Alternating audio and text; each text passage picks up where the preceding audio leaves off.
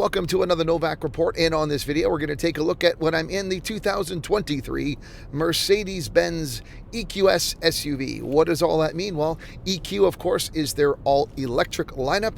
The EQS would be the sort of equivalent S-Class or top of the line, and SUV, well, it is the SUV version of the EQS. Now, about 6 months ago, I think I reviewed the EQS sedan, and this is the follow-up. It is a larger, more premium. It's actually at the top end, the pricing structure, and it is quite a beast. So how do we break down this EQS SUV? Well, there are three trim options. You've got your EQS 450, 450 Plus, and the 580. The 450 and the 450 Plus are a single motor variant. The 450 Plus with the 4MATIC all-wheel drive, and the 580, which is what I am in, is a dual motor with 4MATIC all-wheel drive. You're looking at the same battery pack with all three. You've got a 108 kilowatt hour battery pack. It is big, but then this is a big vehicle as well, and it has a lot of power. With the 450, you are looking at 355 horsepower and 590 pound-feet of torque. But with this monster, the dual motor, we have a pretty impressive 536 horsepower and 633 pound-feet of torque. A big, heavy beast like this with that kind of power is still fast. This is over 6,000 pounds. It's gross vehicle weight, but you still can go 0 to 60 miles an hour in about 4.5 seconds. It is quick, and that's the benefit of electric and dual motor. You know, no torque lag. All you go, it's a blast to drive. So a big battery, big vehicle. Well, how far can it go? What are we talking about in terms of effective range? With this 580, you're looking at a projected range of 460 kilometers, which is 285 miles. With the single motor, you've got 490 kilometers or 305 miles. That, of course, is under ideal situations. I'm driving in winter time right now, and I have not been getting that, but I have topped out close to, when I picked it up full, I've only had it full once. I'm gonna fill it up before I bring it back. But I got close to 400. It was 3 and change. So it really isn't a big concern. Now, the challenge with vehicles like this, of course, is they're big and they have big batteries and they're fast, so they're not very efficient. And that is kind of one of the yin and the yang, or the good and the bad, shall we say, about electric vehicles when you get into this kind of category. We're not talking winning any efficiency contests here. This is nowhere near an Ioniq or a Model 3. In fact, this is probably one of the least efficient electric vehicles on the market, but you know, you kind of expect that. An S-Class sedan or an S-Class SUV is going to be a gas guzzler. Well, this is kind of an energy guzzler as well. It takes a lot. I'll put up the different numbers for energy efficiency here because it can vary, but suffice to say, you're not winning any efficiency contests with this. It's all about the luxury and the power, just not being very miserly. Big battery, lots of output, not very efficient. Well, how long does it take to charge? Well, again, under optimum conditions with a 200 kilowatt hour charger, which is what it is capable of taking in a DC fast charge, it is said to go 10 to 80% in 31 minutes. And that doesn't matter if you're a 450 or a 580 because it's the same battery pack. Again, in wintertime, I have not been doing that. I have not been achieving really high speeds. But again, there's various factors involved, and slower charging speeds is normal with winter conditions.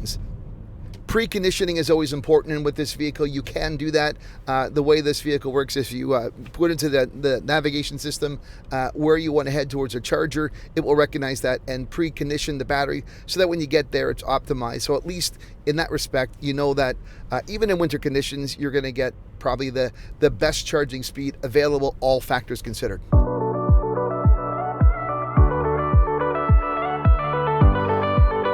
The SUV version of the EQS shares the same wheelbase as the sedan at over 126 inches, but given its different body style, winds up being just under 8 inches taller.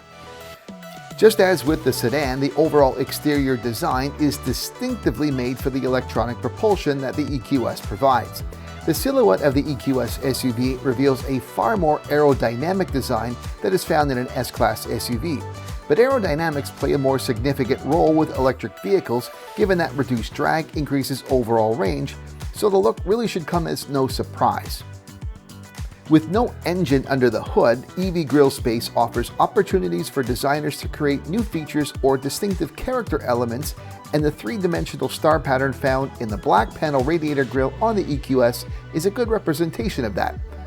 Overall, the look is still polarizing to a certain extent, but not nearly as much as the sedan, which offers a highly efficient but at the same time unconventional exterior appearance. Given the extra height on the SUV, the interior is spacious and flexible.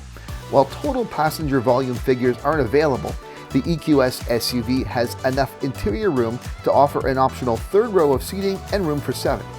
The second row of seats can be electrically adjusted forward and backwards by up to 5 inches.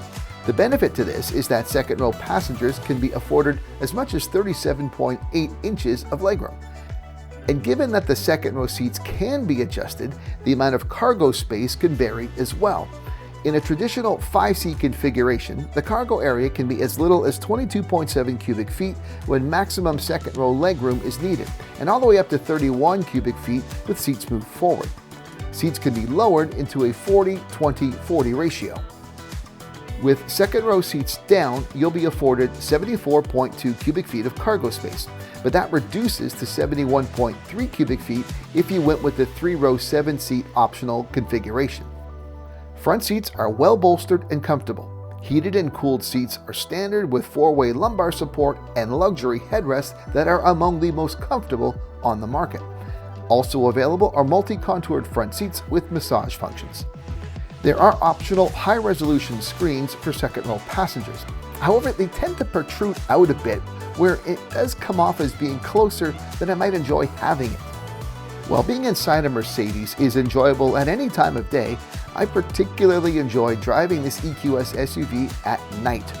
This is because nobody does interior ambient lighting quite like Mercedes does, and the kaleidoscope of colors and options and patterns always make the experience of driving at night one that has very few parallels.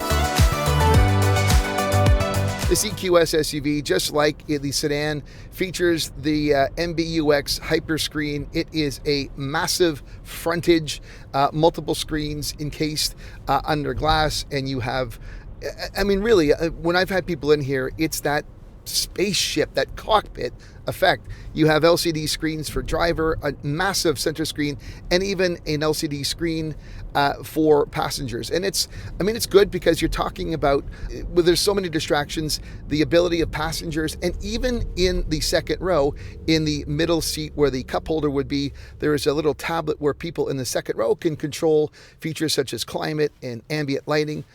That's a feature that I call it the digital democratization, and that's good. There's a lot of things that a driver could be distracted by, but with a passenger, if you had one, or people in the back saying, "Hey, Dad, can you change this?" or "I want to watch a different, listen to a different station or have a different ambient color." Well, that they have the ability to do that, so whoever's behind the wheel can focus on driving. That's a good thing. Something that really strikes me as ironic is one of the benefits of an electric is the quiet. It is, there's no motor, so, it's stealth-like. Yet with this EQS, what really stands out is some of the sounds that it does make. Interior sound with this Burmeister sound system, the surround capabilities, it really is an exceptional system. And part of the wellness mindset that Mercedes has incorporated, it's not just in this vehicle. They have the energizing comfort feature in other versions. They've had it for a couple of years, but the sounds that this can make through these 10-minute cycles, where through a combination of specific music tracks with features in terms of comfort, massage, which this has, you have these sounds that really take you to a sedate place, or an upbeat, or energizing, or calm.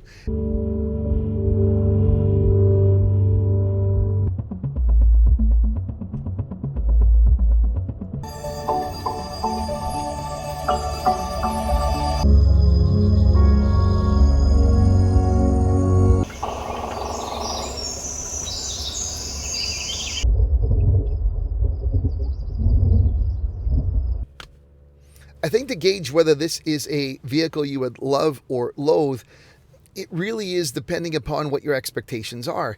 I mean, this is a tech over-the-top vehicle, the technology, the displays. This is nothing like that sort of pure performance driving vehicle where it's all about the connectivity between individual and the motors. So, if you're someone who loves a more basic, interior, but is great on the drive performance, you're going to hate this because there's so much here, it's going to just overwhelm you. But if you love the tech, if you love, what Mercedes is doing, and nobody does interiors and options like they do, well, this may be something for you. Pricing of the EQS SUV is consistent with the fact that this is the largest, most technologically advanced luxury SUV in the Mercedes portfolio. Canadian pricing begins at $136,000 for the EQS 450 and $158,500 for the EQS 580. My 580 tester also came with a host of upgrades that I'll list on the screen, which then brought the total price up to a hefty $186,000. US pricing starts at $104,400 for the 450 with rear-wheel drive. The EQS 450 4MATIC starts at $107,400, and the 580 4MATIC begins at $125,950.